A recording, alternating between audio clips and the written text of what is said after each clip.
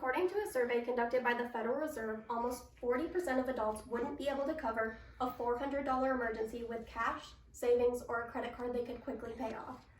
I don't have any formal financial education, but I have worked at JP Morgan Chase for over a year, and I see how often people overdraw their accounts and fail to manage their money when bills are concerned.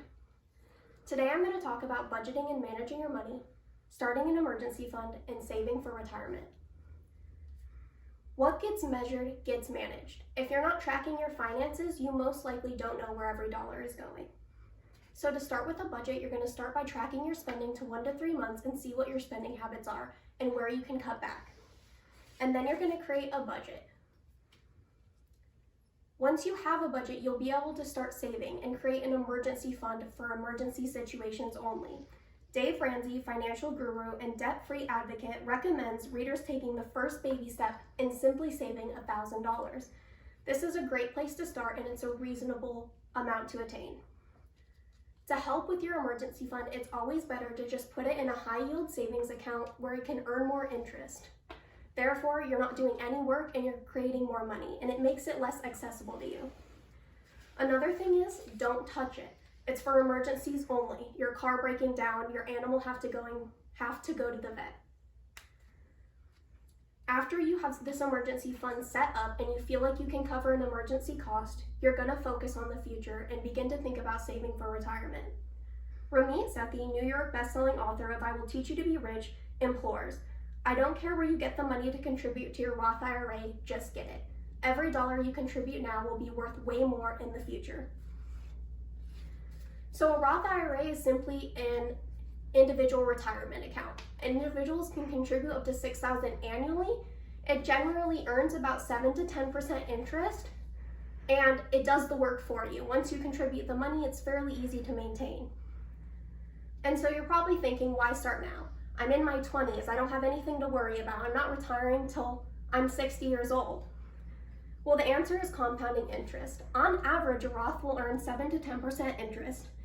If you were to just put $1,000 in annually starting at 20 years old, earning 7% interest, and left it till you were 60, you would have over $228,000. If you did everything the same but started at 30, you would have $108,000. That's less than half.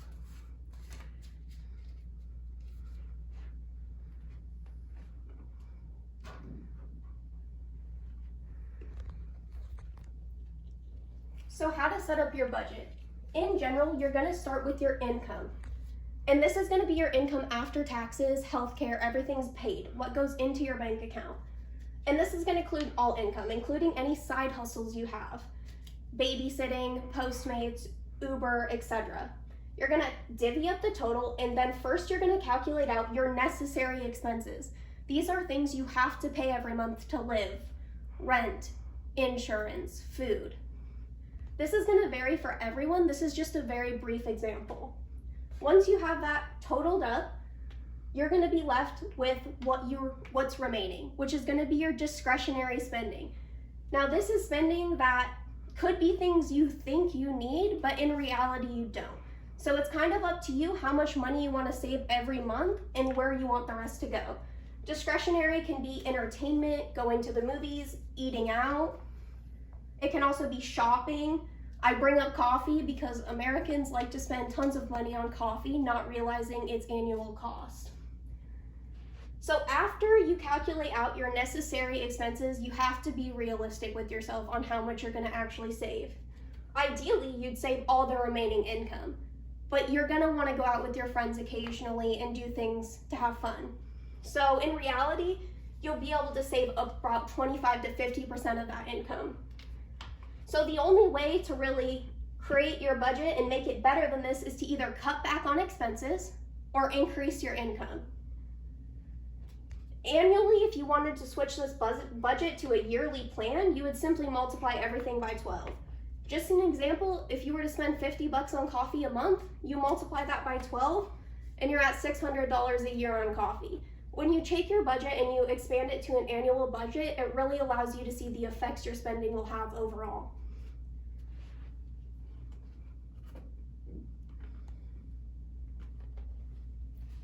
According to the Global Financial Literacy Survey, 3.5 billion adults globally lack an understanding of basic financial concepts. By simply following these 3 steps, it will get you on track with your finances and expand your financial literacy. First, simply learn how to manage your money. Create a budget and stick to it every month. Then create an emergency fund, so you don't have to go into debt over basic emergency expenses. And finally, simply start saving for your retirement. Following these 3 simple steps will get you to financial independence.